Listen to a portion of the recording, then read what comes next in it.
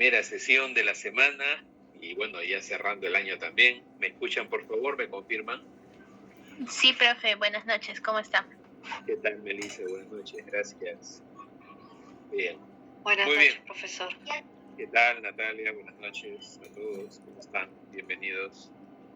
Bienvenidos y bueno, esta va a ser nuestra última clase de desarrollo de temas y el día de mañana vamos a tomar la evaluación final. Así que en esta sesión vamos a hacer una síntesis de lo que hemos visto en este ciclo, pero antes de ello voy a tocar, para no dejarlo en el aire, de manera muy general, no va a venir en la evaluación por si acaso, pero para que se queden ustedes con algunas ideas sobre el tema, que posiblemente también ustedes ya tengan un mayor conocimiento el que habla, porque bueno, ustedes también están metidos en este tema desde hace buen tiempo, sobre todo en el ámbito de la gestión cotidiana, creando o involucrados en la gestión de documentos digitales, ¿no? Ya los están creando directamente, pero es necesario dar algunas consideraciones generales que espero que también les ayuden para tener o manejar nociones y posiblemente tener algunas ideas sobre de qué manera podemos mejorar su gestión, de qué manera podemos prever su preservación digital, cómo nos podemos organizar. Y luego de ello veremos un par de videitos muy cortos relacionados con preservación digital. Y finalmente, ya cerrando la clase, haremos una síntesis de este curso, ¿no? Para que estén de alguna manera preparados también para la sesión de mañana. Muy bien.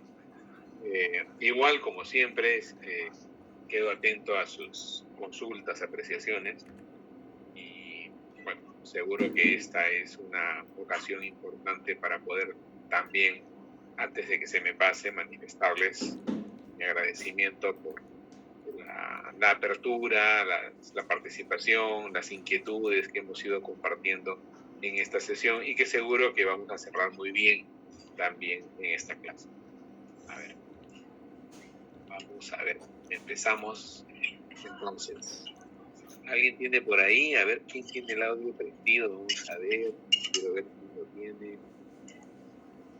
No soy yo, a ver. Allá. Listo. Muy bien. Profesor Nicolás, buenas noches. Dígame, Roberto. Sí, te escucho. ¿Cómo estamos? Buenas noches, profesor. ¿Recuerda la semana pasada que le comenté que iba a viajar a Roberto, San Martín? Claro que sí. Ya, ¿y cómo le fue? Bien, todavía sigo acá. Mañana salgo a Lima. Yo estoy llegando a Lima más o menos a las 10 de la noche. A mi domicilio estoy llegando a la medianoche. Por eso le pedía, porque justo mi vuelo sale más o menos a las 8:20 de la noche. Y usted apertura el examen a las 8:30, ¿cierto? Sí, así es. A ver, ¿le parece si coordinamos por correo electrónico o por WhatsApp? Usted le comparto por ahí para coordinar, a ver si lo hacemos de repente al día siguiente, ¿no? Pero para tener una fecha, un horario preciso, ¿no? Si usted gusta, yo a la medianoche estoy llegando a mi casa. Si usted gusta, mañana a la medianoche me envía el examen y yo lo desarrollo sin ningún problema. Ya, bueno, está bien. Lo va a hacer en línea igual, o sea, yo lo voy a abrir y lo cierro, ¿no? O sea, lo abro una hora y lo cierro determinada hora. Ajá. Claro, porque yo lo podría hacer de mi celular, pero en el vuelo, en el avión no hay señal y no voy a poder hacerlo. No tiene sentido porque puede que se le vaya la señal, ¿no? Sí, claro. Sí. No se preocupe. Ok, profesor. Muy bien. Ok, profesor, muchas gracias. No, ¿de qué? Bien, Roberto. Vamos por allá entonces. Gracias, hasta luego. Vale. Bien, a ver, entonces para aprovechar este tiempo que tenemos, hemos visto y somos conscientes de que, los soportes documentales, los medios de almacenamiento han evolucionado, pero más ahora en relación a estos medios donde nosotros vamos respaldando información. Ya no consideramos el soporte como algo que está relacionado con el documento mismo, es decir, soporte y medio para registrar información, sino aquí ya hablamos de un soporte temporal, porque la información va migrando conforme también evoluciona la oferta del mercado, los medios para poder reproducir, recrear esta información, y esto está asociado a, bueno, a lo que pueda entregarnos el mercado, ¿no? Las demandas, el tipo de preferencias de los usuarios, cómo va desarrollándose la tecnología, etcétera, ¿no?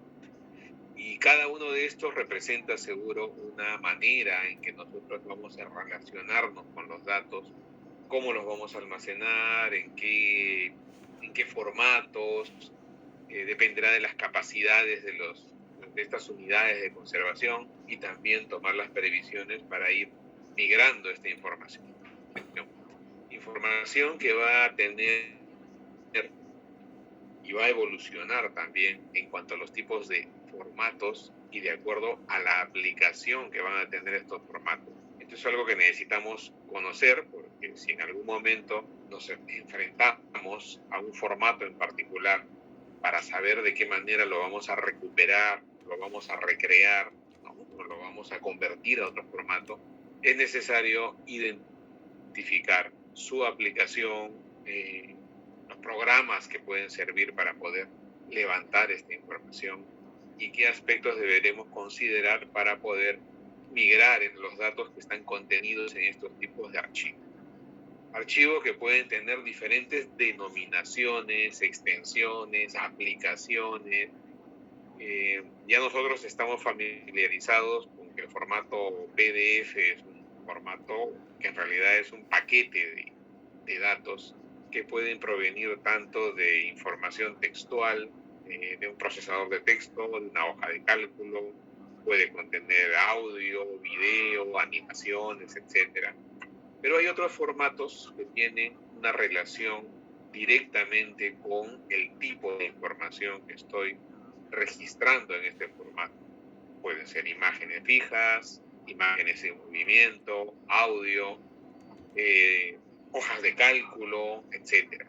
Es decir, si yo tengo el conocimiento necesario y manejo esta información, ya debo tenerla clara, entonces sé que documentos que tienen la extensión XLS o XLSX, por ejemplo, son hojas de cálculo generadas por el programa Excel. El XLS solo es una versión antigua de Excel, y el que tiene además la letra adicional X, que es el XLSX, ya es un formato más moderno de Excel. Lo mismo pasará con los formatos de procesadores de textos. Podemos hablar de TXT, DOC. Entonces son formatos que están asociados a un tipo de tecnología que se desarrolló en algún momento. Algunos se han quedado en el tiempo, otros han tenido continuidad, han evolucionado, etc. Han evolucionado como en su momento también han evolucionado los mismos soportes documentales, los mismos medios que hemos usado para poder guardar la información. Esa evolución ha sido en realidad exponencial, porque a medida que pasa el tiempo vemos que los objetos se van compactando, se van miniaturizando, tienen otras exigencias, tienen otras prestaciones también, y dentro de esa evolución debemos reconocer cómo esta tecnología que los ha acompañado, ¿no?, a los formatos, también ha sufrido cambios. Ahora hablamos de equipos que prácticamente tienen muchos recursos, no ocupan tanto espacio, se manejan más a nivel de periféricos, o en todo caso de información que directamente nosotros almacenamos en algún espacio virtual o en la nube, como se conoce, pero por mucho tiempo los documentos con los cuales hemos trabajado se han desarrollado en este tipo de tecnología que ahora podríamos identificar como parte de lo que se conoce como arqueología digital, ¿no? Estos objetos ya son piezas de museo, a pesar de que no ha pasado tanto tiempo el momento en que han estado con nosotros. Pero bueno, así es esto de la obsolescencia tecnológica, que va a estar presente tanto en hardware, en software, en las maneras de recrear información. Ahora ya no usamos el Internet Explorer, porque en realidad es un programa que ya salió del mercado. Esta es una noticia de hace unos años, donde incluso aquí ya se estaba adelantando que progresivamente se iba a dejar de lado, porque ya estaba asociada a un tipo de tecnología que estuvo vigente hasta antes del Windows 10, ¿no? Ya ahora tenemos este navegador que se llama Edge o Edge, ¿no? Si lo traducimos literalmente al español. Es un navegador que está más preparado, así como otras herramientas, como otros navegadores modernos. El navegador que ha reemplazado el Internet Explorer está preparado para ya trabajar con inteligencia artificial. Y bueno, necesita otras prestaciones y seguro que de ello entienden más los programadores, pero nosotros solamente nos quedamos como meros espectadores de cómo van cambiando estos programas. Sistemas, programas que siempre van a estar atendiendo diversas necesidades, ya sea acceso mediante unidades portátiles, teléfonos inteligentes, se decía hace no mucho, pero ahora los conocemos como smartphone nada más. Estas revisiones de información que se pueden hacer en línea, discos duros virtuales, el hecho de compartir archivos inmediatamente. Ya no necesitamos acudir a una computadora, sino solamente uno desde su teléfono puede estar revisando, compartiendo información, etcétera, ¿no? Y tenemos que ser conscientes que la tendencia es esta, ¿no? Una persona que prácticamente se está movilizando, que necesita los datos inmediatamente, datos de repente para revisar, compartir, para evaluar, posiblemente para mejorar, etcétera, pero datos a fin de cuentas que necesitan algún tipo de identificación, orden, es decir, un tratamiento previo. Estos datos seguro que parten de una organización básica, de una identificación, indización, de términos clave, etcétera, para que fácilmente puedan ser recuperados por la web.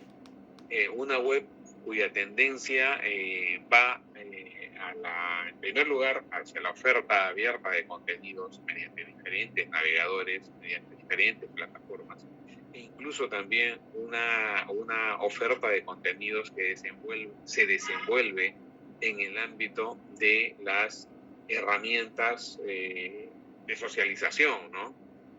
Igual, ya sea pues en, no sé, Facebook, Instagram, mismo YouTube, WhatsApp, etcétera, nosotros por ahí estamos con cierto desorden ofreciendo datos al nivel que incluso de repente no le hacemos seguimiento, ¿no? Pero quien usa estos datos necesita algún tipo de información y no, ni siquiera va a preguntar cómo está ordenado, cómo está descrito, etcétera. Esa es la tarea que está detrás.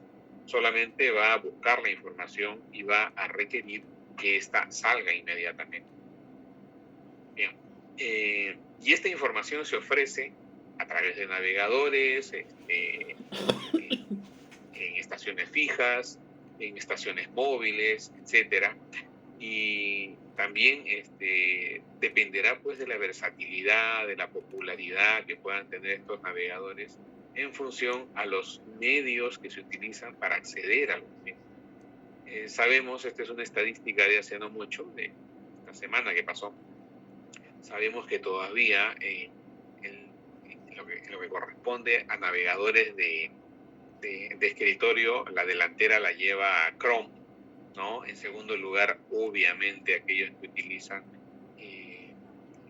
estos equipos de Mac, ¿no? Por eso es que el segundo lugar lo tiene Safari como navegador, y luego Edge, que es el reemplazo de Internet Explorer, bueno, y otros navegadores ya que tienen un carácter libre, como puede ser Opera o Firefox. Y un navegador que también está entrando, que está ganando mercado y que está relacionado con los teléfonos de marca Samsung, que es el navegador Internet Samsung, que también está contando con una cuota de mercado. Y cuando uno desarrolla contenidos digitales, digitaliza, pero al mismo tiempo prepara esos contenidos, debe también conocer en qué plataforma se van a desplegar, porque algunas necesitan algunos recursos, demandan algún tipo de característica en particular, entonces hay que ver cómo está el mercado a nivel de navegadores mediante equipos fijos, que pueden ser computadoras, computadoras portátiles, o también, mediante sistemas móviles, ¿no? Y aquí igual, ¿no?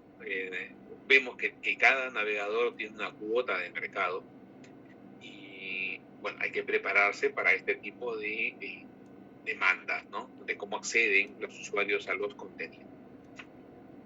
Bueno, aquí también es importante reconocer que no toda esta realidad que vemos va a mantenerse por mucho tiempo.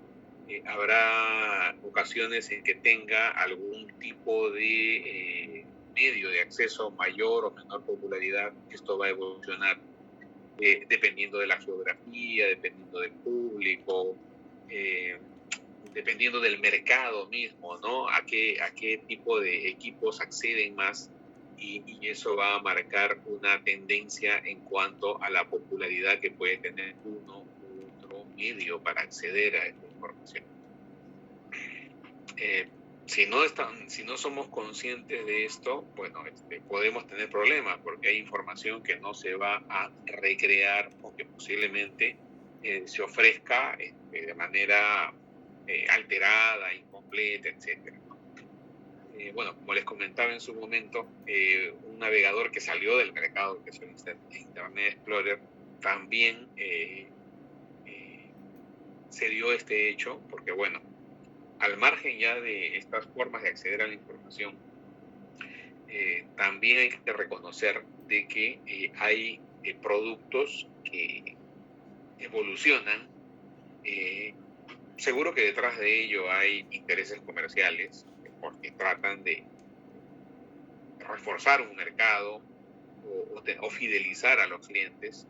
Y si no nos percatamos de esto, posiblemente la información que nosotros estamos generando no tenga mucha vigencia. No sé si algunos de los que estén en esta sesión recordará que hasta hace no mucho, si yo necesitaba instalar un programa, pensemos solamente en el sistema de oficina, el Office, uno, en primer lugar, adquiría el programa a través de un disco que tenía la licencia, se instalaba, y era como una licencia permanente. Pasó el tiempo y ya las licencias se descargaban directamente de una página web, pero igual seguían siendo licencias permanentes, asignadas a una persona, se pagaba por una vez por esa versión, y uno si deseaba, pues contaba o trabajaba con esa versión el tiempo que le parezca necesario. En cambio ahora, las formas de acceder a estos programas, a estos sistemas, es a través de suscripciones. Difícilmente ya encontramos algún programa que yo pueda comprar la licencia a modo perpetuo, por decirlo así. Claro, habrá un momento en que ya no tenga actualizaciones, pero puedo seguir usándolo, ¿no? Pero en cambio ahora así como pasa con estos medios o estas formas de acceder a video, música, también en el ámbito de la oferta de software nos encontramos con los de tipo suscripción. Por ejemplo, es el servicio de Microsoft 365, por ejemplo, se desenvuelve mediante licencias de suscripción anual o bianual, que se tiene que ir renovando de manera regular, lo cual obliga a quienes usan estas licencias a tener una especie de contrato permanente que se va renovando de acuerdo a las condiciones que vaya poniendo el fabricante de este servicio. Y no solamente pasa con Microsoft 365, sino también con otro tipo de licencias. Yo uso en el trabajo, por ejemplo, Acrobat y Photoshop, y pasa lo mismo, ¿no? Asociados a un correo electrónico, un usuario, una vigencia que puede ser posiblemente mensual o anual, depende del tipo de pago que yo haga. Pueden ser licencias corporativas, pero siempre bajo la condición de suscripción. Bueno, y ahí hay una guerra también ahí en cuanto a la oferta de este tipo de productos, ¿no? Sabemos que hay Office 365 con diferentes opciones, lo mismo y en paralelo Google con su espacio de trabajo, ¿no? Google, que igual tiene herramientas similares que procuran ser abiertas, interoperar, y otras que también existen en el mercado. Lo mismo pasa con el almacenamiento, los servicios de oferta de contenidos, en el ámbito del entretenimiento, por ejemplo, ¿no? Para nadie es un secreto que ahora, de alguna manera, es hasta casi obligatorio si queremos aprovechar lo que nos ofrece el mercado, porque cada vez se restringe más la oferta de contenidos libres, entonces uno tiene que acudir a estos servicios de streaming. Si quiere escuchar audio, seguro que lo regular es tener una cuenta de Spotify, que primero es gratuita y después ya uno se engancha y adquiere una suscripción. Y lo mismo pasa con el video, ¿no? Antes uno bastaba con que contrate su servicio de cable y ver algún tipo de películas, algún tipo de series, pero ahora te salen tanta oferta de contenidos, pero por streaming, que hay que tener, si tienes la capacidad económica necesaria, o en todo caso, por determinados momentos, contratas Netflix, Prime, Amazon, Hulu, Star, Disney, etcétera, ¿no? Y todo lo que pueda haber en el medio. Lo mismo pasa con el almacenamiento, ¿no? Si yo quiero un disco duro virtual de tal capacidad, contrato determinado servicio, pero sin la obligación de parte del proveedor del servicio a darme cierta garantía en cuanto al estado de mis datos. Solamente ellos lo ofrecen el almacenamiento.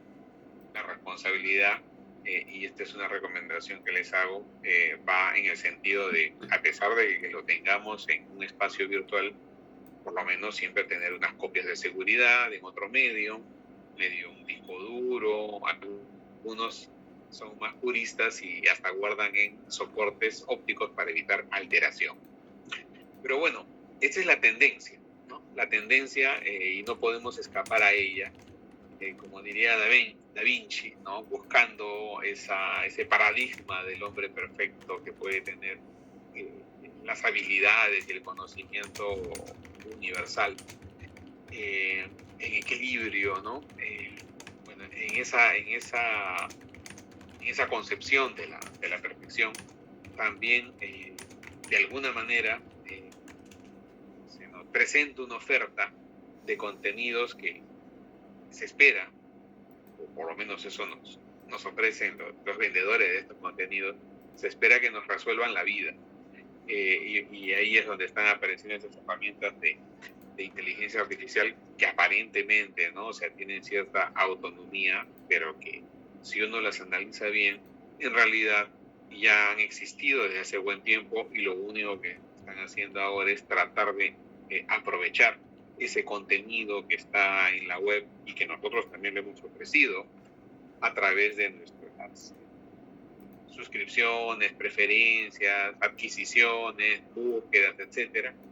Y bueno, esa es una realidad que se nos presenta ahora, pero que no va a existir si es que, ya yendo al ámbito de trabajo que nosotros desarrollamos, si es que previamente no hacemos una rutina de trabajo para poder gestionar adecuadamente la información. Esto no va a existir si es que nosotros no ordenamos nuestros contenidos, no creamos contenidos bajo ciertas reglas y no cuidamos también de esos contenidos. Contenidos que en su momento, sin percatarnos, tienen una forma, pero que de repente nos dan algún problema cuando queremos acceder a esta información, porque no estamos seguros de qué tipo de información hemos creado, de cuál es la última versión, por ejemplo, de qué contenidos, ¿no?, están detrás de estos archivos electrónicos que hemos creado, que incluso los hemos compactado y llegan momentos en que ante la duda pues hay que estar revisando cada uno de estos grupos o paquetes de información porque hemos descuidado posiblemente su identificación, su orden, no tiene trazabilidad, no sabemos posiblemente cuál es el proceso de trabajo, cómo dialoga, qué herramientas han empleado, etc. Y en esa línea es donde nosotros ya, cuando hablemos de digitalización, no solamente pensemos en que todo lo podemos convertir a través de un equipo y que la tecnología lo va a resolver. Nosotros tenemos que evitar esto, llevar cierto orden. Seguro que en el ámbito físico, si hablamos de una digitalización convencional, en el ámbito físico ya hemos desarrollado algunas actividades previas de identificación, de organización, de descripción, etcétera. Todo ello va a ser bastante útil cuando utilicemos directamente estos equipos y empecemos a crear contenido. Contenido que puede ser a partir de documentos convencionales, de negativos fotográficos, de audio, de video, etcétera. Pero todo esto hay que tenerlo claro antes de ingestar la información y convertirla a formato digital. Porque herramientas van a haber muchas. El mercado siempre nos ofrece una diversidad de alternativas, pero si esta información no ingresa ordenada, en buenas condiciones también, entonces muy poco la tecnología nos va a ayudar y todavía la inteligencia artificial no tiene criterio, no discierne, no puede todavía, ¿no? Seguro que está en desarrollo, pero todavía no tiene los recursos necesarios como para poder decidir, que eso lo hacemos nosotros con alguna base, conocimiento, etcétera. Todavía no tiene esa capacidad para decidir, ¿no?, dónde va esto, valorar, ¿no?, darle algún tipo de orden, algún tipo de preferencia a la información, interrelacionar los datos, etcétera, ¿no? Todavía lo que sucede ahora con las herramientas de automatización es bastante básico, ¿no? Seguro que no pasará mucho tiempo, pero igual se van a enfrentar a las condiciones de los materiales, a su legibilidad, etcétera, aspectos que hemos ido viendo nosotros a lo largo de estas clases. Estas son unas vistas de unos equipos que hemos usado en el Archivo de la Nación, en Biblioteca Nacional, en Relaciones Exteriores, etcétera, que son equipos que pueden ser más o menos caros, funcionales, etcétera, pero a fin de cuentas se trata simplemente de un equipo que captura imágenes y esta captura responde a ciertas condiciones que previamente seguro nosotros hemos atendido, hemos considerado, porque tenemos una idea de cuál es ese producto que vamos a ofrecer. Esta información debe reunir ciertas condiciones para su ingesta, para su captura, para su producción, porque de De ello va a depender la calidad del producto que vamos a elaborar, y este producto igual va a necesitar una serie de recursos, como por ejemplo capacidad en equipo, en servidor, y después también la demanda que va a tener esta información que va a necesitar en su momento copias de seguridad, transferencia, preservación digital, etcétera, ¿no? Bien. Ahora, pensando solamente, disculpen, en una digitalización convencional. No estoy hablando de documentos que ya nacen digitales, porque ese es otro tema, y seguro que eso lo configuramos con el equipo porque llega la información y directamente creamos a partir de los archivos electrónicos o de los documentos que se crean electrónicamente y que se firman electrónicamente, tienen otra necesidad. Pero aquí, en lo que corresponde a la digitalización de documentos, estos materiales tienen ciertas demandas de acuerdo a su estructura, presentación, formato, calidad, etcétera. Y eso va a tener un resultado, pero ese resultado va a también estar asociado a de qué manera voy a capturar esa información. Hay opiniones sobre el tema, pero lo que sí está claro en cuanto, si hablamos de resolución, que es el objeto de esta vista, es ser conscientes de que los productos o los archivos electrónicos que vamos a generar van a ocupar espacio, van a tener un peso, van a necesitar alguna capacidad técnica para poder capturarse y después visualizarse, recrearse, transferirse. Es por eso que para este tipo de documentos físicos que se convierten a formato digital, hay que ser equilibrados en cuanto a la resolución que vamos a aplicar, en cuanto a la cantidad de dpi que vamos a muestrear de la imagen. Si yo tengo documentos que son netamente en blanco y negro, nada voy a ganar si lo digitalizo en color, porque igual solamente tengo dos tipos de tonos, que es blanco o negro nada más. Lo demás será información redundante. Lo mismo pasará si se trata pues de grises, de color, etcétera. Cada uno tiene una necesidad, pero si pensamos en resolución, hay una especie de umbral que conviene que no superemos, porque lo que nosotros apliquemos en exceso sería pues una resolución exagerada, simplemente será información redundante. Y es por eso que hay estándares también y hay pruebas, y eso lo vamos a ver ahora. Hay recomendaciones sobre cuál es la resolución o los dpi necesarios para tener una adecuada imagen, al margen ya del formato, sino en cuanto estamos hablando del contenido. Esa resolución o ese tipo de captura igual dependerá del estado de la imagen.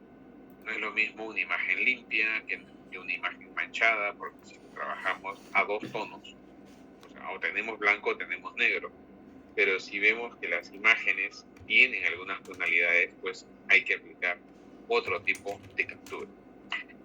Lo mismo cuando les comentaba en relación a la resolución, ¿no? Sabemos que a determinado nivel las imágenes se distorsionan, no son legibles, o se revientan si se trata pues de una gran ampliación. Entonces esto se va o se ha ido probando, ¿no? Y la experiencia también nos va a dar alguna pauta, ¿no? Sobre el tema. Si se trata de medias tintas, si se trata de fotografías o imágenes en tono continuo, si se trata de grabados, etc. Cada uno tiene sus necesidades. Y bueno, otra cosa es el tipo de letra, las dimensiones, el estado de conservación, o sea, el índice de calidad, si está apenas legible o se ve muy bien. De acuerdo a eso, y en función a la tonalidad que voy a aplicar, sea blanco y negro, grises o color, de acuerdo a eso, y el tamaño de la letra, iré aplicando, empleando algún tipo de resolución. Entonces estas son bueno, información técnica que encontramos muy bien en internet. En mi caso fue parte de un trabajo de investigación, pues lo estoy colocando aquí de manera libre, pero seguro que ahora encontramos información mucho más explicada, más didáctica, pero consideré necesario ver hasta qué nivel se puede atender técnicamente las necesidades de los diversos tipos de situación.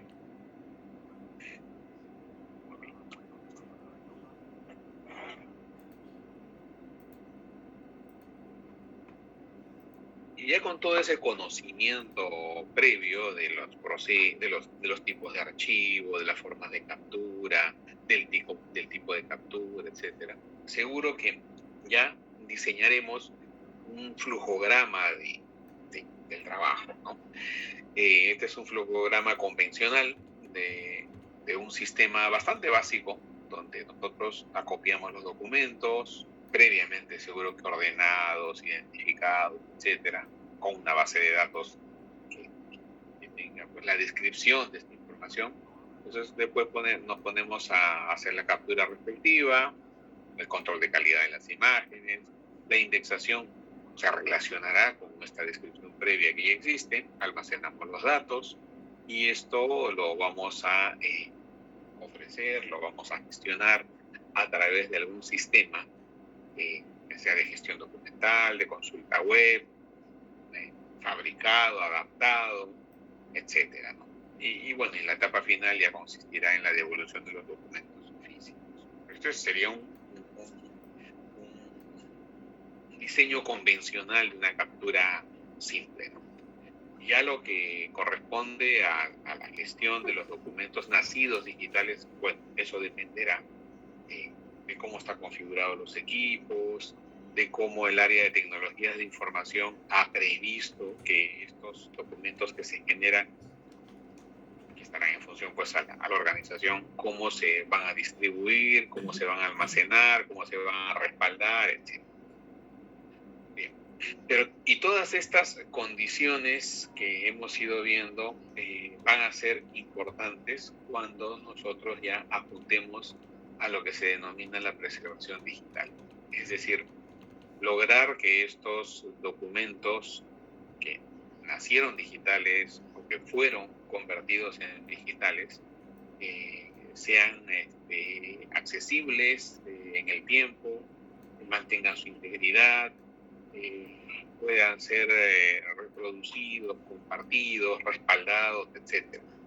Pero vamos a conservar o vamos a preservar documentos que tengan pues algunas condiciones, ¿no? Que estén cerrados, que estén identificados, que representen algún tipo de colección o a la organización, etc. Y estos documentos deberán atender lo que se denomina la tríada de la preservación, es decir, deberán responder a una integridad, estar completos, deberán ser disponibles en el tiempo, entonces tendrá que trabajarse con sistemas o formatos abiertos y de hecho que también respetarán la confidencialidad de datos. Es decir, si hay datos que son muy sensibles, que tienen que ver con la intimidad o la integridad de las personas, no se compartirán, no serán abiertos, tendrán ciertas medidas de seguridad con los permisos necesarios para acceder a los mismos, o en todo caso solamente para tenerlos pues respaldados y que sean emigrados de manera periódica, pero que no sean difundidos porque ese no es su fin. Hay modelos de preservación digital más popular o más abierto, es el modelo AIS, que es un sistema que planifica la preservación. Estamos hablando de que esa planificación asociada con la gestión tiene que ver con, en primer lugar, la captura de esos datos tanto a nivel de la descripción como de la forma en que se ha creado la información. Y luego, a partir de ello, se atiende el almacenamiento del archivo, al respaldo de la información y con vistas a su acceso permanente. Y ese acceso permite hacer consultas, permite hacer encargos, permite generar reportes, etc.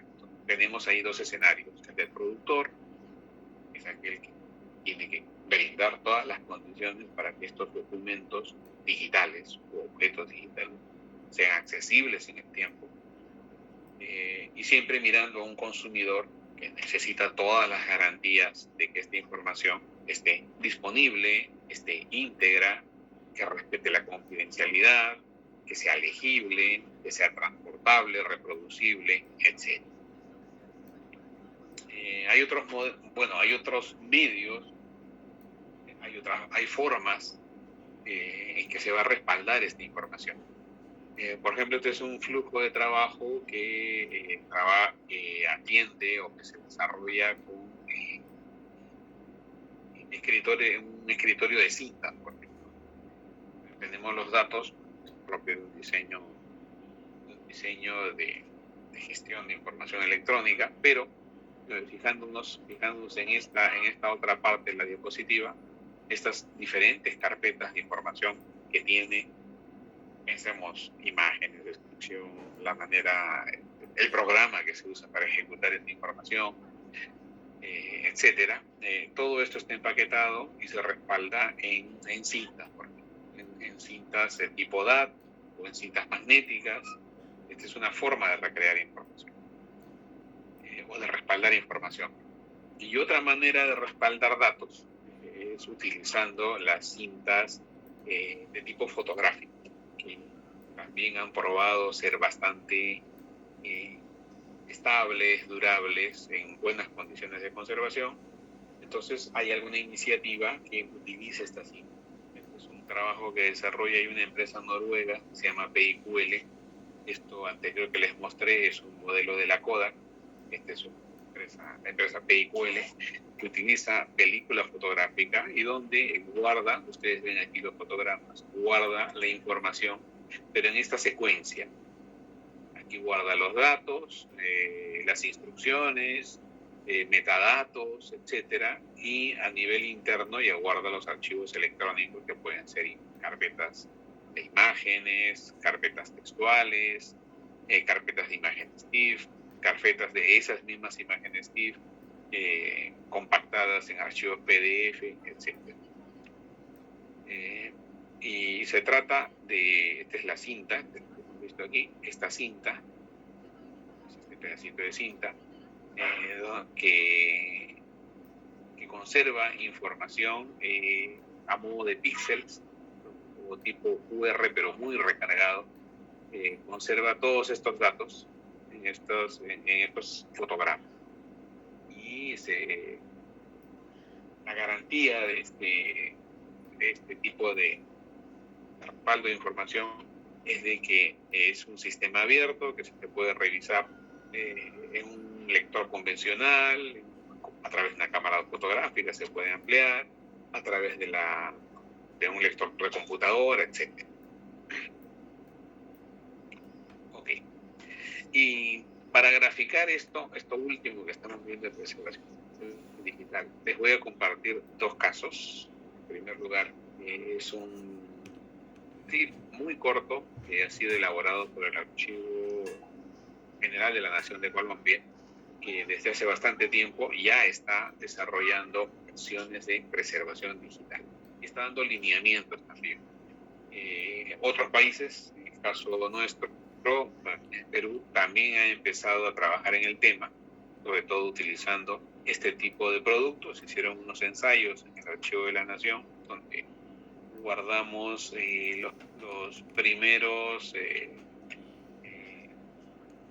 protocolos notariales del siglo XVI, un grupo de 10. Entonces sí hay experiencia sobre el tema aquí, pero los lineamientos todavía están en desarrollo. En el caso que les voy a mostrar, pues ya son dos dos situaciones, una en el caso de Colombia, que tiene que ver con políticas de preservación digital, y un segundo caso que vamos a ver es con este proyecto que les estoy mostrando de respaldar información en cinta, donde al final la estabilidad de esta cinta es protegida, o se crean las condiciones estables para esta cinta en un espacio que la empresa tiene en el Ártico. Pero bueno, eso ya es parte de la forma que gestiona esta información, pero lo que vamos a ver es de qué manera se crean este tipo de medios para poder respaldar la información con vistas a su preservación digital. Perdón. ¿Qué es esto?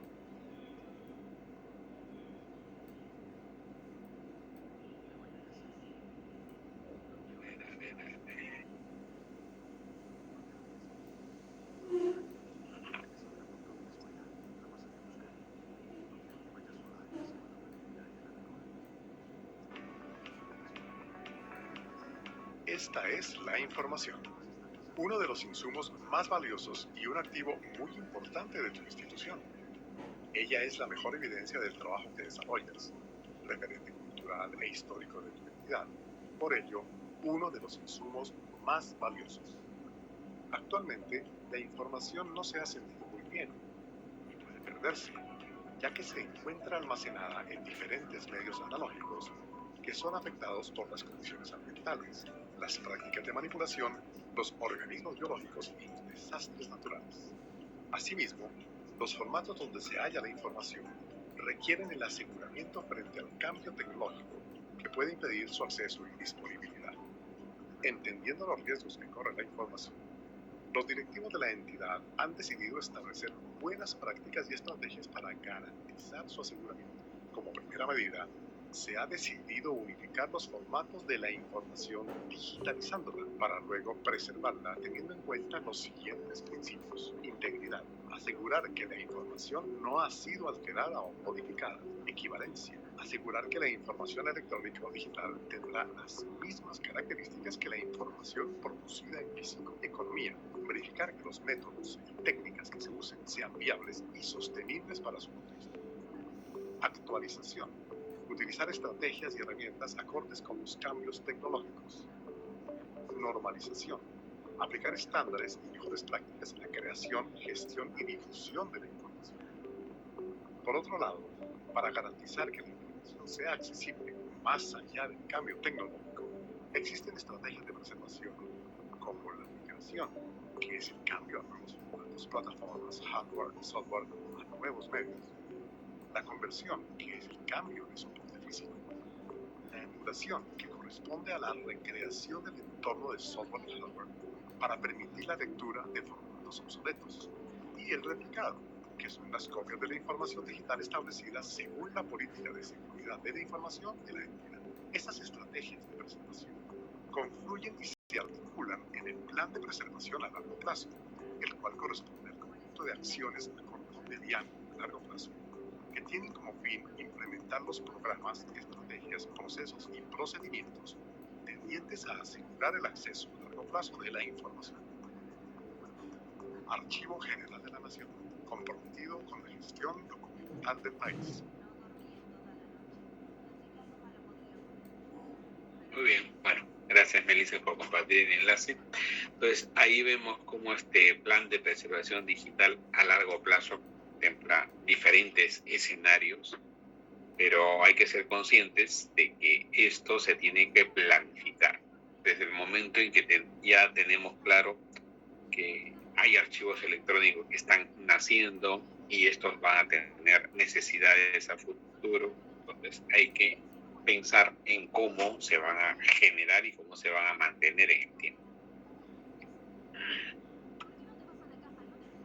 Y lo que sigue, vamos a ver el caso que les comentaba, ¿no? de almacenar esta información en soporte fotográfico, ¿no? Aprovechando la estabilidad que tiene el soporte fotográfico, estado muy asociado a conservar la información en película de microfilm. En algún momento les mostré esto.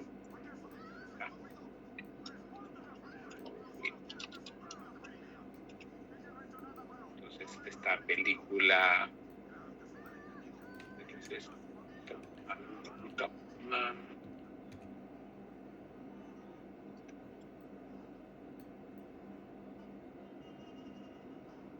Ahí. Creo que sí. Entonces, esta película, que por mucho tiempo se ha empleado para almacenar imágenes fijas, regularmente en blanco y negro, con tonos de gris, que es una película bastante estable en buenas condiciones de temperatura, de humedad y protegido también de impacto del medio ambiente, debidamente aislado. Es un soporte que puede incluso digitalizarse, puede sacarse impresiones convencionales, etcétera. Como podemos ver aquí, se visualiza, por ejemplo, aquello que se ha registrado, se escanea también, y a partir de su digitalización, pues, se comparte la información. Pero toda esta versatilidad que tiene el microfilm ahora ya se ha empleado, he encontrado una nueva aplicación que es el respaldo de información digital. Y eso es lo que vamos a ver ahora.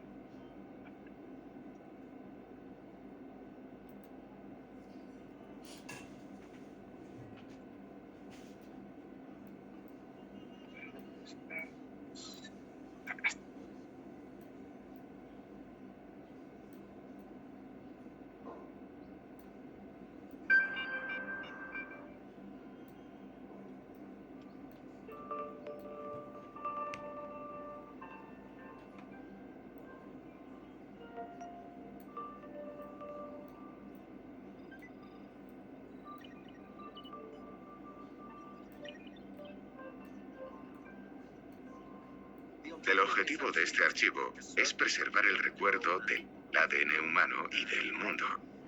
Porque estamos generando demasiada información y el mundo se mueve tan rápido. Creo en la importancia de conservar la información histórica o relevante, así como el arte o la literatura más destacados, para asegurar que se conservan en el futuro, porque sin el pasado no existiría el futuro.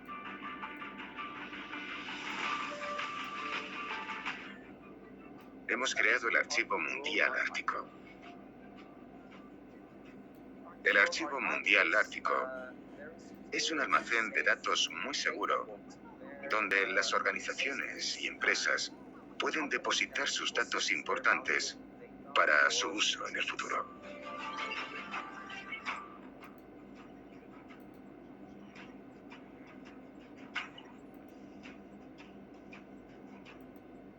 Este es un tipo de archivo completamente diferente. Es un almacén físico sin conexión en el que almacenamos archivos digitales que previamente hemos grabado en una película que a su vez hemos desarrollado en un medio de almacenamiento autónomo. Una de las características de esta película es que puede durar mucho tiempo. Los archivos almacenados aquí durarán al menos 1000 años.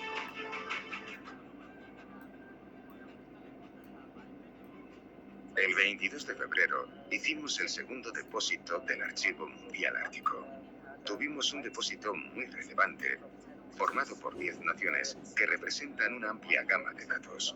Using the Arctic World Archive gives us the best possibility to preserve the most recent appearance of this painting for the longest possible period. Edvard Munch's painting, The Scream, The Story of Pelé, Divina Commedia of Dante Alighieri. Vinieron muchas instituciones y organizaciones, y también una amplia cantidad de datos formada por documentos digitalizados, manuscritos, grabaciones de audio, grabaciones de vídeo. Tenemos una amplia selección y nos enorgullecemos enormemente de nuestros clientes aquí en la mina número 3 de Svalbard. El depósito se está haciendo en el Archivo Mundial Ártico, versión 1.0, en un contenedor situado dentro de una bóveda a unos 200 metros de profundidad. Debido a las condiciones climáticas de esta isla por el permafrost y la sequedad, siempre estamos a menos 5 grados centígrados. Es una temperatura muy estable y cuando caminas hacia adentro puedes sentir cómo se va secando tu piel. Hay un trabajo que es muy beneficioso para el almacenaje de la película. Quizá no es tan bueno para los humanos, dificulta la respiración, pero para la película y los datos es ideal. Lo primero que utilizamos es una película fotosensible de muy alta resolución como medio de almacenaje. Este tipo de película tiene el nombre de PIC. Tiene una alta resolución y ha sido digitalizada para que podamos almacenar los bits y los bytes de los datos. Recibimos datos digitales y los convertimos en códigos QR que posteriormente grabamos en la película. Además, estamos escribiendo todas las instrucciones de una forma legible para los humanos, en un texto claro. Así que en el futuro se podrá leer y entender solo con poner la película a Ctrl y se podrá convertir ese código en el archivo final. Tenemos toda la información que se necesita para ver los archivos. Si almacenas imágenes, por ejemplo, incluimos la información del visualizador de archivos original y la descripción del formato, el código fuente, para que se puedan ver estos datos en el futuro. Hemos recibido a 10 naciones y 15 organizaciones que nos han proporcionado sus datos. No estamos todavía totalmente equipados para aceptar muchas peticiones privadas, pero estamos intentando desarrollar soluciones para individuos privados, para que almacenen sus fotografías y vídeos privados para el futuro. Junto a Stornorske, la compañía mineral estatal noruega, estamos trabajando en la versión 2.0, que consistiría en otros 150 metros de mina, y vamos a transformar una estación de bomberos antigua en un archivo muy seguro, con unas condiciones de seguridad muy elevadas y control de admisiones, monitorización, alarmas, etc. Tengo muchas esperanzas depositadas en el Archivo Mundial Ártico, porque se abrió basándonos en una idea algo descabellada, inspirándonos en la bóveda global de semillas. Así que espero que el Archivo Mundial Ártico pueda convertirse en una institución similar, donde las organizaciones globales confíen para depositar sus recuerdos o momentos históricos importantes para acercarlos a las generaciones del futuro.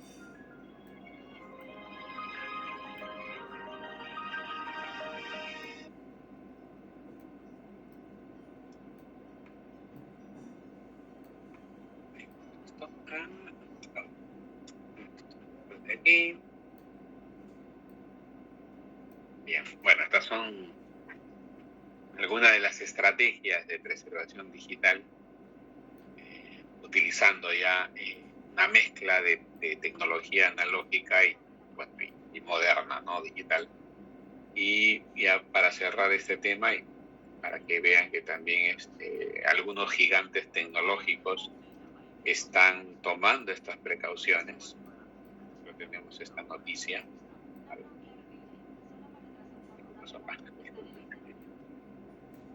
Por ejemplo, esta noticia nos dice que Microsoft ha guardado algunos proyectos de código abierto en Android y Linux, además de 6.000 aplicaciones en el archivo mundial del Apple.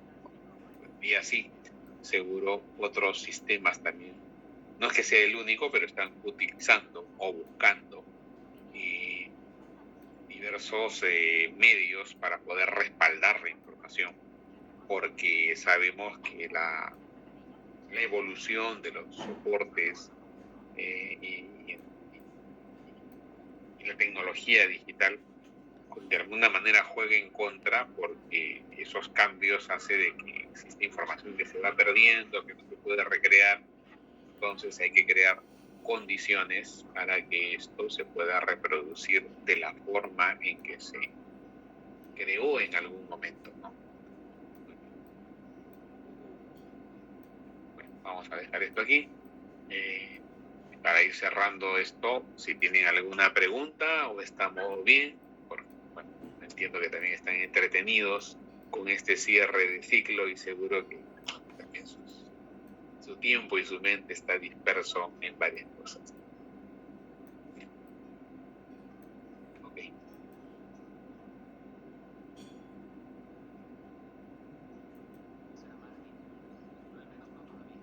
Muy bien. Si va todo ok, a ver un feedback y cerramos esto. Está para irnos. Profe, buenas noches. Natalia, ¿cómo estás? ¿Qué ¿Se me tal? escucha? Uy, perdón Claro por que la voz, sí. pero estoy bastante mal. No te preocupes. No, está bueno lo que compartió porque me quedé bastante asombrada por esto, ¿no? Una bóveda, un archivo en el lugar más frío, se podría decir, del mundo, ¿no?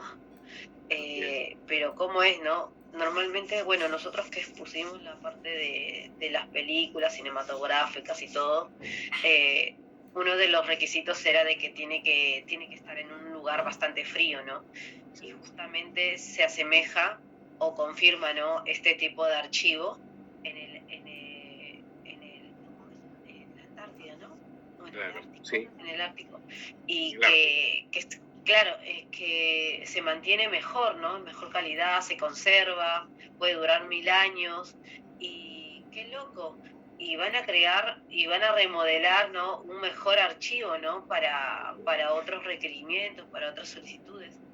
Eso está muy bueno, la verdad. Y aparte, mirá, ¿no? Como dice el nombre, ¿no? Se está preparando para el apocalipsis, o sea, imagínense. Nosotros nos estamos preparando en algunos ciertos lugares del mundo, ¿no? Por ejemplo, acá en Perú tienen como una especie de lugar de conservación donde están resguardando todo tipo de papas, Así es. ¿no? Por si llegase a pasar algo, ¿no?, mundialmente, tengan una reserva. O sea, imagínense, ¿no?, en diferentes aspectos, ¿no? Pero qué bueno que también esté pasando lo mismo con los archivos. Pero es bueno. Es más, lo acabo de compartir a mi grupo, a mi otro grupo, para que sepa, ¿no?, lo bueno, la novedad, ¿no? Lo que no sabíamos y ahora nos estamos enterando, ¿no? Sí. Gracias, profe, por compartir. No, ¿por qué? Porque, bueno, aunque esto ya tiene algo de tiempo, sino que a veces no se difunde. Pero qué bueno que se tome conciencia de que es importante también respaldar los datos. Y eso incluso se alinea con lo que se está trabajando aquí en el país, con la ley de gobierno digital, que igual está pendiente de cómo se crean esos archivos electrónicos, y esperamos que en un futuro próximo el Archivo de la Nación, porque así está proyectado, igual tenga una especie de gran espacio para almacenar los archivos digitales que en su momento va a recibir por transferencia, así como pasa con los documentos en físico, que ya cumplieron su ciclo de vida y que alcanzaron la categoría de permanente e incluso patrimonial, ¿no? Bueno, ok. Bueno, Natalia, qué bien que esta información ayude y permita también tomar las previsiones necesarias, porque se está haciendo en otro sitio y es necesario que podamos adoptarlo también. Bueno, vamos a dejar esto aquí. Nos vamos unos minutos al internet. A ver, Pascual, dígame, antes de... Uy, profe, ¿qué tal? Buenas noches. Pascual. Sí. Ya, bueno, estaba pensando, profesor, aquellas instituciones públicas que ya tienen varias décadas y tienen documentación que ya está permanente y que ya pasarían como histórico y no pueden transferirlo al Archivo General de la Nación para su custodia. Sí. Y considerando que la última directiva de organización habla de archivos históricos, ¿qué tan viable es para una institución pública que no tiene, obviamente, ningún archivo histórico, lo crea? Yo creo que es una necesidad, ¿no? O sea, eso tiene que coordinarlo con el Archivo de la Nación, porque todavía por bastante tiempo el Archivo de la Nación no va a recibir grandes volúmenes de documentos de carácter histórico. He visto casos aquí en el país donde ya algunas instituciones públicas tienen su fondo histórico y seguro que o se quedará con la institución y dará parte al Archivo de la Nación de que los documentos existen en esta entidad, y habrá otras que no lo puedan atender y que decidan transferirlo al Archivo de la Nación cuando existan las condiciones necesarias. Pero mientras tanto, seguro que lo van a mantener dentro de su colección de documentos. Esa debe ser el escenario, ¿no?, que se va a desenvolver. Sé que hay entidades como el Archivo del Poder Judicial que están creando su fondo histórico, porque no hay esa capacidad todavía del Archivo de la Nación para recibir grandes volúmenes de documentos. Bien. Espero haber aclarado la consulta de Pascual. Ese es un poco el escenario, ¿no? Claro, ok, profesor. ¿De qué? Y profesor, Bien. ¿y un presupuesto Me imagino que variará dependiendo lo que se tiene. Puede ser audiovisual. Así es. Supongo Sí, que obviamente, ¿no? Tiene sus necesidades, ¿no? Hay que también estar atentos a ello.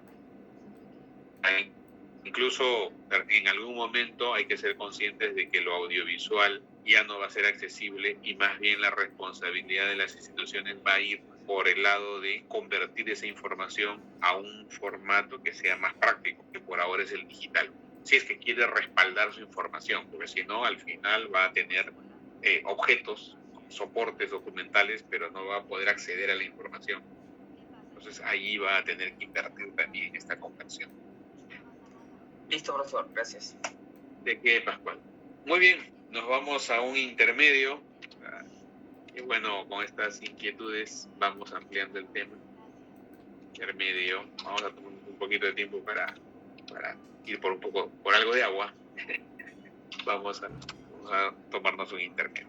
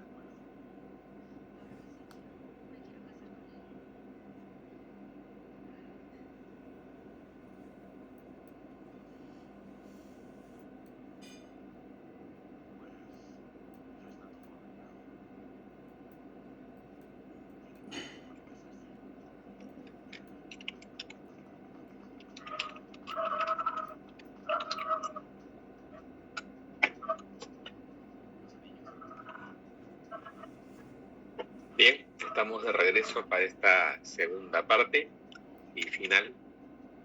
Y bueno, vamos a cerrar viendo ya algunos aspectos generales. Gracias, Melissa. Algunos aspectos generales que hemos ido viendo a lo largo de esta asignatura y que, bueno, titulo como consideraciones finales, que es una especie de síntesis sobre el tema. Somos conscientes de que la forma en que vamos a gestionar la conservación de nuestros archivos, bibliotecas, centros de información, etcétera, es desde el enfoque de la conservación preventiva o de la preservación propiamente, con una serie de recursos, condiciones, actividades, etcétera, que es bueno contemplar y poner en práctica también. Sobre todo fijándonos en la última línea, manejando factores medioambientales, la infraestructura del edificio o repositorio, la planificación de siniestros, la limpieza y protección de fondos y la formación de usuarios y trabajadores, tanto a nivel interno, externo, etc. Hemos identificado también que la conservación de nuestros documentos se desenvuelve en una serie de líneas de atención, como puede ser tanto a nivel de la colección, del valor de la colección, los riesgos que pueden estar presentes, tanto a nivel externo como de los mismos materiales que serían a nivel interno, el impacto que puede tener los factores externos de deterioro, etc. Y para manejar esto, nosotros debemos atender ciertos niveles de protección. Si los seguimos, vamos a bloquear las amenazas externas y darle una mejor proyección o perspectiva a nuestros materiales. En cambio, si los descuidamos, obviamente que los materiales van a sufrir el impacto de los diferentes factores que los rodean, o en todo caso también se van a activar algunos problemas internos que puedan tener los documentos, ya sea por la calidad de los materiales con los cuales están construidos, los soportes sobre todo, o los medios que hemos usado para poder registrar la información. Es así que en el ámbito de archivos y bibliotecas debemos reconocer qué materiales y objetos atendemos, gestionamos en estos espacios de trabajo. ¿Cuál es el soporte o los medios o la materia prima con la cual se ha fabricado este soporte? Y hablando de los documentos, seguro que vamos a evaluar también hasta qué nivel vamos a aplicar la conservación. Es decir, vamos a conservar el soporte, la información, salvaremos la información o ambos al mismo tiempo, en caso se trate de documentos de carácter patrimonial o permanentes o de interés para la organización. También en el ámbito privado, de repente, si se trata de un archivo particular, lo mismo, de todo aquel interesado. ¿Qué acciones de conservación vamos a adoptar? ¿Qué procedimientos? ¿Qué tecnología podemos aplicar? ¿Qué rutinas? Etcétera. Y esto estará asociado con buenas prácticas, soluciones, situaciones pendientes o constantes. Dependerá pues del tipo de servicio que ofrecemos, de las necesidades de los materiales, de las proyecciones que podamos tener con estos documentos. Hemos visto principalmente estos tres conceptos de conservación, preservación y restauración.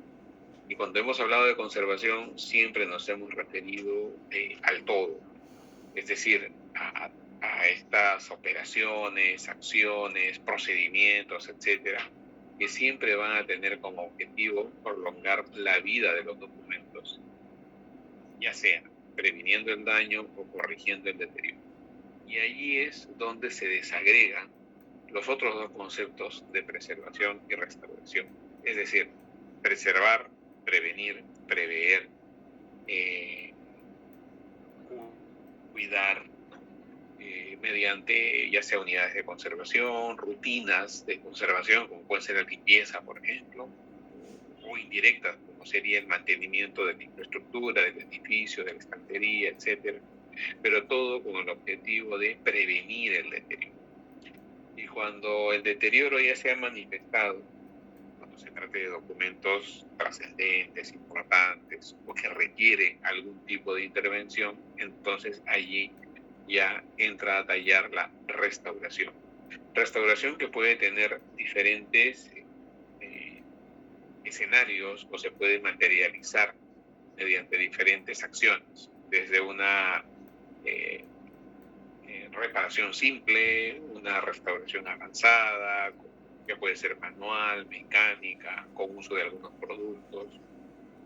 También entra aquí la encuadernación, que es una manera de devolverle funcionalidad a aquellos objetos que funcionan en esa presentación, de un volumen encuadernado. Y esto tendrá como objetivo mejorar condiciones de almacenamiento, la estabilidad, la integridad de los documentos, dar un mejor servicio, mantener accesible la información y en buenas condiciones, documentos que posiblemente en alguna ocasión se conviertan a otro formato, entonces tienen que estar en buenas condiciones, o si se trata de un servicio, procuraremos de que aquel que va a consultar la documentación reciba un documento en buenas condiciones, sano, donde su integridad no está en riesgo, etcétera, con todas las medidas de seguridad, obviamente. Ahora, también es importante que nos guiemos por algunos lineamientos, por algunas pautas, etcétera, que nosotros vamos a tratar de atender, de aplicar, compartir, etc. Pero antes de esto, antes de ver un poco de normas, que ya con esto sería prácticamente el cierre de este curso, y para reforzar esta gestión de los documentos en mejores condiciones, adecuadamente distribuidos en un ambiente de archivo, con todas las medidas de seguridad, con la adecuada identificación que facilite su acceso, que mejore su consulta, etcétera, que los identifique y que los prepare para algún procedimiento posterior. En esa línea les voy a compartir un video que tiene que ver con un caso en particular, es el archivo judicial de una oficina judicial en Ecuador, pero que reúne todas las condiciones que hemos ido viendo a lo largo de estas clases, ¿no? Es decir, la identificación, el almacenamiento, la protección, las medidas de seguridad, prepararse frente a una emergencia o situación de emergencia, etc. Bueno, a ver. Vamos a ver. Y esto lo voy a cerrar. Bien.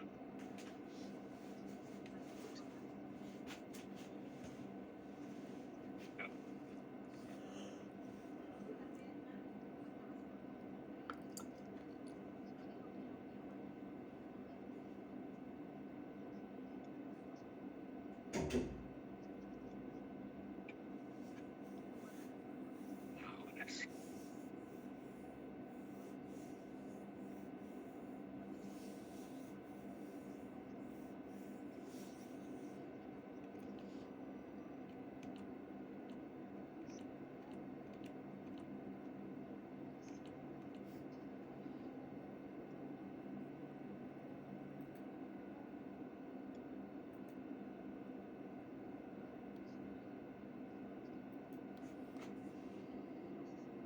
Archivo Central Judicial.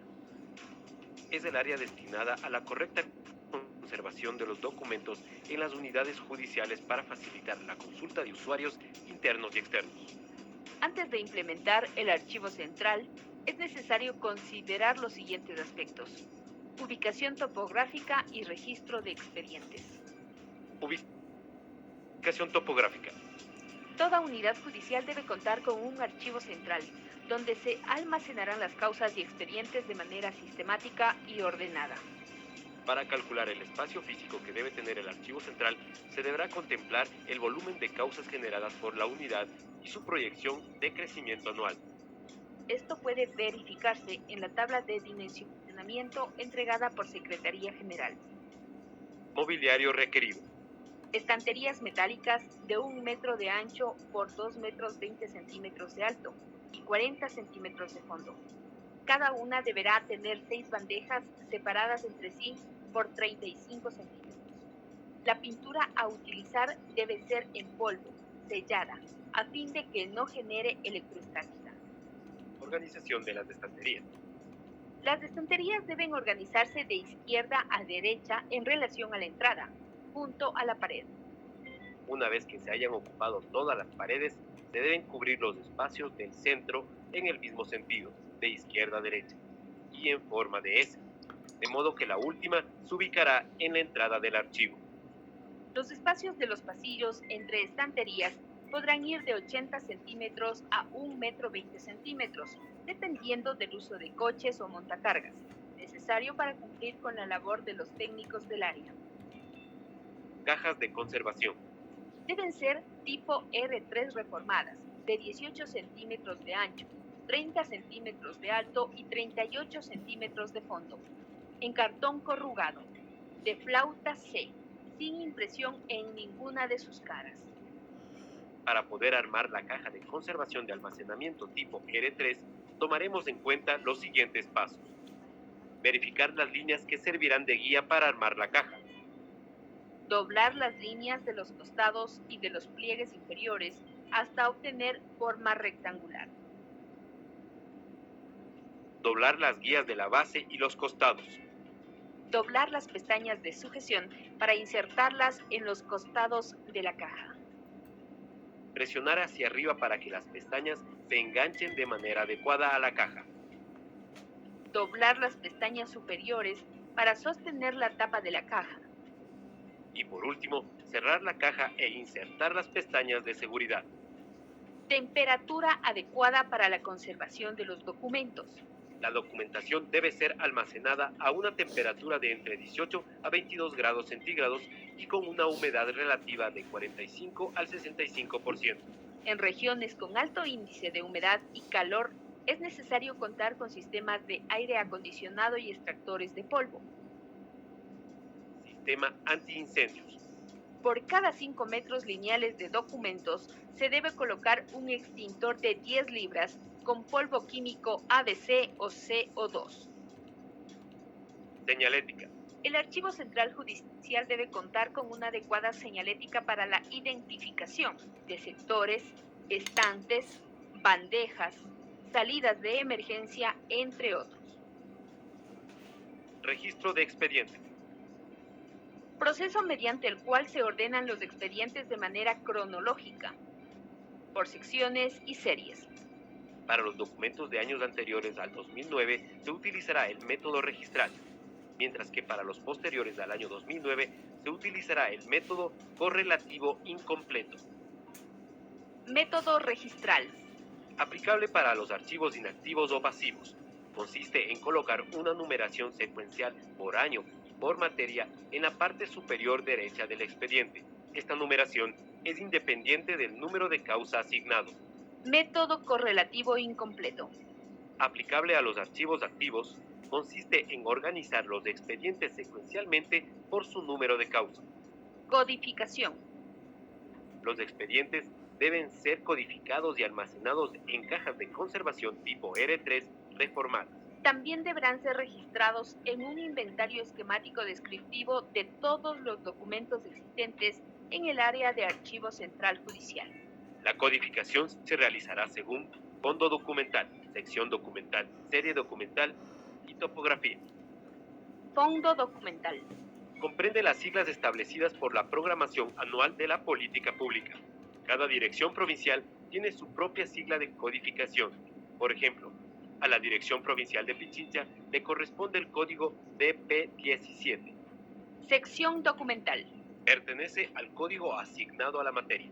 Por ejemplo, a la unidad tercera de la familia, mujer, niñez y adolescencia de Pichincha le corresponde el código 203. Para solicitar este código, cada unidad judicial debe comunicar. Bien, lo dejamos allí porque esto ya forma parte de la organización interna de las colecciones, de las series. Eso ya es muy particular.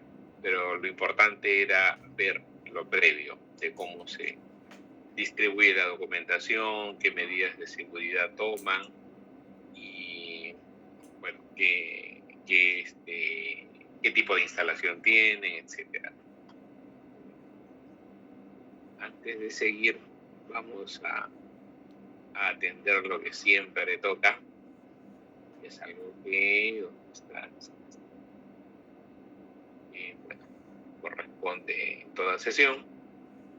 Como es usual, vamos a tomar nuestra respectiva asistencia de esta clase. A ver, voy llamando por nombre y apellido y ustedes me dan el presente, por favor. Vamos a ver. Marden Aguirre. Marden Aguirre. Profesor presente, buenas noches. Buenas noches, Marden. Patrick Agurto. Patrick Agurto. Michelle Angelia. Presente, profesor, buenas noches. Buenas noches. Melissa Ángeles. Bien. Stuart Aparicio. Buenas noches, profesor. Dana Arias. Dana Arias. Presente, profesor. Bien, Dana, buenas noches. Víctor Atuncar. Víctor Atuncar. Víctor Beldi. Señor profesor, muy buenas noches. ¿Qué tal, don Víctor? Buenas noches. Un honor, profesor.